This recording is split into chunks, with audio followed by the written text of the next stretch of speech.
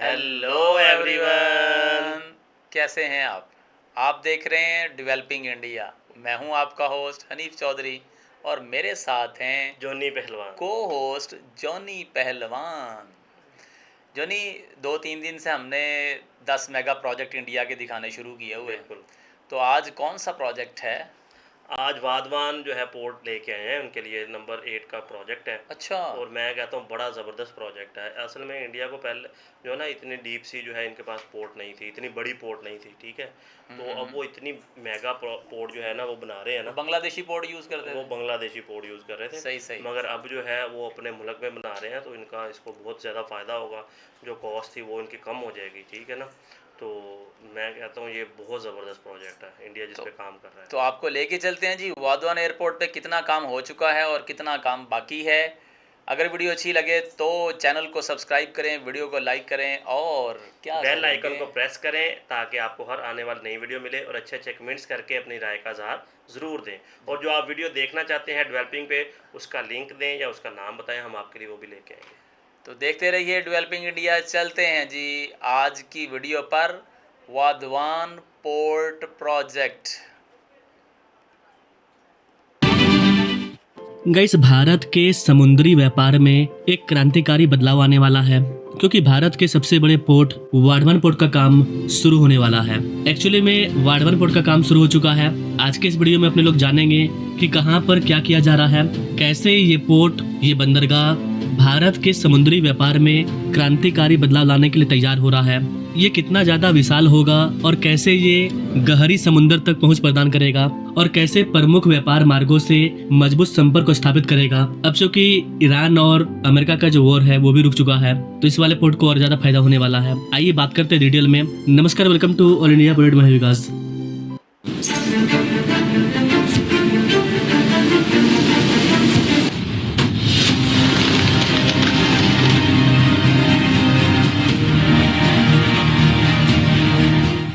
Gas, करीब 2 दशकों से अधिक समय से भारत इस वाले पोर्ट को बनाने की प्लानिंग कर रहा था, लेकिन आम पब्लिक के विरोध की वजह से ये बन नहीं पा रहा था। अभी भी यहाँ पर प्रोटेस्ट हो रहा है, लेकिन जो समुद्री इलाका है वो तो सरकार का है, तो सरकार समुद्री इलाके में काम शुरू कर चुकी है। लैंड पर जो प्रोटेस्ट हो रहा है उसका क्या अपडेट है, इस पर मैं अलग से वीडियो लाऊंगा। अभी हम लोग बात करने वाले हैं कहाँ पर क्या चल रहा है, कहाँ पर किस तरह से काम किया जा रहा है। तो गाइस, महाराष्ट्र के वाधवान में वाधवान पोर्ट बन रहा है, जो कि भारत के लॉजिस्टिक परिदृश्य में एक महत्वपूर्ण बदलाव को दर्शाता है। यह एक ऐतिहासिक प्रोजेक्ट है जो कि देश के सबसे बड़े बंदरगाह विकास में शुमार होगा। पालघर जिले के दहानू के पास ये नया पोर्ट स्थित होगा। इस पोर्ट को गहरे पानी में बनाया जा रहा है और इसमें गहरे पानी का उपयोग किया जाएगा। इसी लोकेशन पर पोर्ट को बनाने का मकसद यही है कि यहाँ पर जो समुद्र की गहराई है वो काफी ज्यादा है, और बड़े बड़े शिप को लैंड करवाने के लिए ये गहराई हमारे लिए काफी ज्यादा इम्पोर्टेंट है, जहाँ पर बड़े बड़े मदर शिप आसानी से लैंड कर सकते हैं, आ सकते हैं, जा सकते हैं। इस आधुनिक सुविधा का उद्देश्य मौजूदा बंदरगाहों पर भीड़भाड़ को कम करना, जो हमारा जेएनपीटी पोर्ट है या फिर गुजरात के अंदर जो जितने भी पोर्ट हैं उन सब से ट्रैफिक जाम को कम करके एक नई सुविधा को तैयार करना, ताकि हमारा व्यापार और आगे जाए। अब चूंकि भारत दुनिया की सबसे फास्टेस्ट ग्रोइंग इकोनॉमी है, ऐसी कंडीशन में हमारे यहाँ पर बड़े लेवल पर इस तरह के प्लांट वगैरह लग रहे हैं, जहाँ से चीज़ों का प्रोडक्शन पूरी दुनिया में होगा। और ये काम करने के लिए समुद्री मार्ग सबसे इम्पोर्टेंट है। तो हमारा जो मकसद है वो क्लियर है कि जो मौजूदा पोर्ट है उनसे ट्रैफिक जाम को कम करना, माल ढुलाई क्षमता को बढ़ावा देना और वैश्विक समुद्री व्यापार में भारत की स्थिति को मजबूत करना। बात करें कि इनको किनके द्वारा बनाया जा रहा है, तो गाइस, जवाहरलाल नेहरू बंदरगाह प्राधिकरण JNPA और जो महाराष्ट्र समुद्री बोर्ड है, इनके बीच में एक संयुक्त स्थापित किया गया है। एक विशेष परियोजना वाहन के अंतर्गत इन दोनों के ग्रुप को मिलाकर के SPV Vadhavan port project limited VPPL इनको तैयार किया गया है, और इन्हीं के द्वारा ये सारा काम किया जा रहा है। रिपोर्ट के अकॉर्डिंग जब ये पोर्ट बनकर के तैयार हो जाएगा तो वाधवान बंदरगाह आपूर्ति श्रृंखला की दक्षता को बढ़ाने, रसद लागत को कम करने और भारत को वैश्विक विनिर्माण और निर्यात केंद्र बनाने के सरकार के दृष्टिकोण को साकार करने में महत्वपूर्ण भूमिका निभाएगा। पश्चिमी तट पर बुनियादी ढांचे की महत्वपूर्ण कमियों को दूर करेगा। पालघर जिले की बल्ले बल्ले हो जाएगी। न केवल पालघर बल्कि पूरे MMR की, पूरे महाराष्ट्र की और पूरे भारत की बल्ले बल्ले होगी, क्योंकि ये हमारे व्यापार को, न केवल महाराष्ट्र के व्यापार को बल्कि भारत के अंदर जो भी चीज़ बनेगा, अगर हमें उसे भेजना है अमेरिका वगैरह या फिर यूरोपियन कंट्री में, तो ये पोर्ट इंपॉर्टेंट रोल प्ले करेगा। अलग अलग जो हम मल्टी ट्रैकिंग रेलवे का जाल बिछा रहे हैं, जो हम डेडिकेटेड फ्रेट कॉरिडोर बना रहे हैं वो सारा इनसे लिंकअप होगा और देश के अलग अलग कोने में जो फैक्ट्रियाँ में हमारे जिस भी फैक्ट्री में जो भी चीज़ बनेगा उसको हम लोग यहाँ पर लेकर के आएंगे और फिर यहाँ से ये चीज़ एक्सपोर्ट होकर के अलग अलग देशों में जाएगा। ये हमारा फ्यूचर प्लानिंग है और ये चीज़ें अभी भी हो रही है। लेकिन जो बड़ी बड़ी मदर शिप होती है, इस तरह की शिप जिसमें कि बड़े बड़े हजारों ट्रक एक बार में लोड होकर के आ सकते जा सकते हैं, इस तरह की बड़ी शिप को डिपोर्ट करने के लिए, लैंड करवाने के लिए हमारे पास जगह अवेलेबल नहीं है, हमारे पास पोर्ट अवेलेबल नहीं है। क्योंकि इस तरह की जो शिप होती है वो गहरे पानी में रहती है, जमीन पर नहीं आती है। एक बार जमीन पर आ गई तो फिर से पानी में भेजने में काफ़ी ज़्यादा दिक्कत होता है। तो जो बड़ी शिप होती है वो गहरे पानी में रहती है ताकि वो डूबे नहीं, काफ़ी ज़्यादा वजन होता है उनका।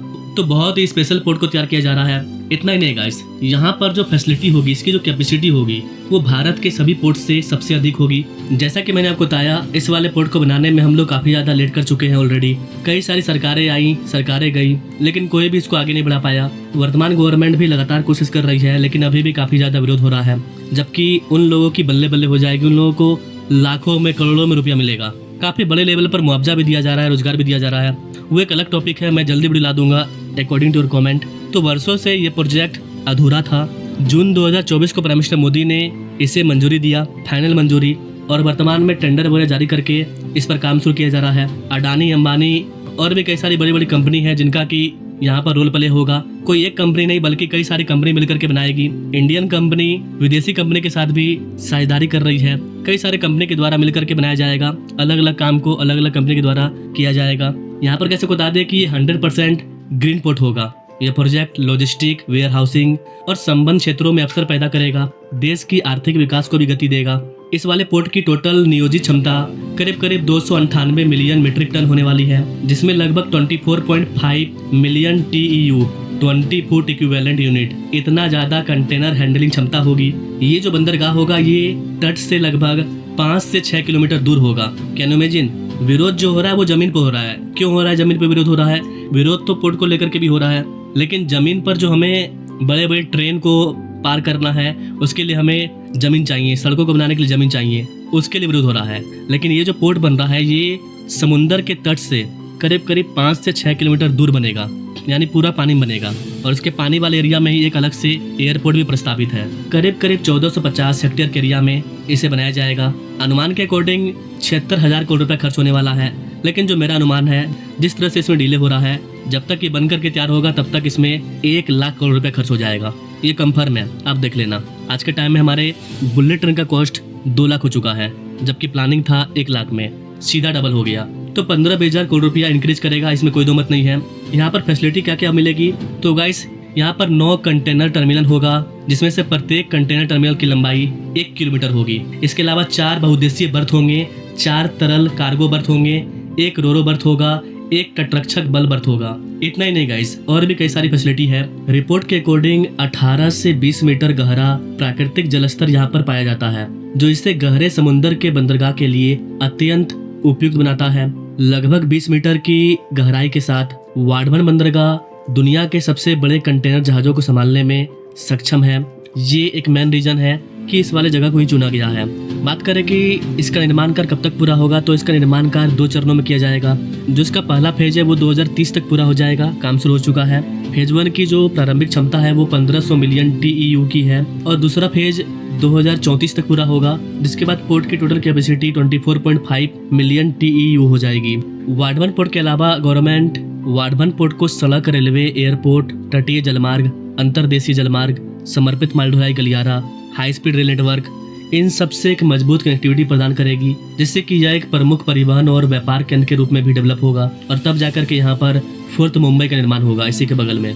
बंदरगाह से संपर्क को बेहतर बनाने के लिए नेशनल हाईवे 48 पर वाडवन बंदरगाह से तवा तक 8 लेन का एक्सप्रेसवे भी बनाया जाएगा। तो दिल्ली मुंबई एक्सप्रेसवे और नेशनल हाईवे 48 इनसे जुड़ेगा। 32 किलोमीटर लंबा एक्सेस कंट्रोल एक्सप्रेसवे होगा, जिसमें 800 मीटर लंबा ट्विन टनल भी शामिल है। इसके अलावा 2 मुख्य ब्रिज और कई छोटे ब्रिज शामिल हैं। सुगम यातायात के लिए फ्लाईओवर, अंडरपास और ब्रिज भी है। इस वाले एक्सप्रेसवे को बनाने का टेंडर भी जारी कर दिया गया है 2360 करोड़ रुपए की लागत से। तो वाडवन पोर्ट में अलग अलग फेज में कई जगहों पर काम शुरू हो चुका है। वाडवन पोर्ट के अंदर ब्रेक वाटर को तैयार करने का काम भी काफी पहले शुरू हो चुका है। बुनाई ढांचे के विकास में सार्वजनिक निजी भागीदारी PPP मॉडल के लिए भी रास्ता खुलती है। तो ओवरऑल देखा जाएगा इस तो ये प्रोजेक्ट काफी गेम चेंजिंग प्रोजेक्ट है, न केवल महाराष्ट्र के लिए बल्कि पूरे भारत के लिए। हजारों की तादाद में यहाँ पर नए लोगों को रोजगार मिलेगा, समग्र क्षेत्रीय आर्थिक विकास को बढ़ावा मिलेगा, जिससे कि स्थानीय समुदायों और आम जनता को काफी ज्यादा फायदा होगा, उनकी लाइफ स्टाइल चेंज होगी। तो काफी बड़े लेवल पर यहाँ पर काम शुरू कर दिया गया है, काफी ज्यादा इसका इंपॉर्टेंस भी है। आगे इस वाले पर्यटन में कहाँ पर क्यों विरोध हो रहा है, उसका क्या सोल्यूशन निकला, आप कमेंट कीजिएगा, उस पर भी मैं वीडियो ला दूंगा। बाकी हाँ जी। मैं कहता हूँ कमाल है, अल्लाह इनको हिदायत दे। ये जो विरोध कर रहे हैं, लड़ाइयाँ कर रहे हैं, अगर इन फ्यूचर वो देखें ना, इन फ्यूचर कितना फ़ायदा होगा। वहाँ पर कितनी डेवलपमेंट आ रही है, कितना कुछ जो आ रहा है, इंफ्रास्ट्रक्चर वहाँ पर कितना बेहतर हो रहा है, लोग ये नहीं समझ रहे। क्योंकि ये असल में ना इसको सियासी नज़र करना चाह रहे हैं कि पहली गवर्नमेंट जो है असल नहीं, में वो कह रहे हैं जी एहतजाज सिर्फ हो रहा है, लड़ाई हो रही है सिर्फ कि ज़मीन के वजह से, ज़मीन की वजह से। कि ज़मीन नहीं देनी। जाहिर है जो ज़िम्मेदार हैं वो सोचते हैं कि ज़मीन वहाँ है। नहीं नहीं, ये वो ज़मीन महाराष्ट्र में है, वहाँ पर इतनी वो खेती तो नहीं है, मगर ये है कि वो लैंड रेवेन्यू जो है फिर वो मसला तो करते हैं फिर। चलें जी, एनीवेज कैसी लगी आपको आज की वीडियो कमेंट सेक्शन में ज़रूर बताइएगा। कल तक के लिए इजाज़त दीजिए। Bye bye bye. बाय।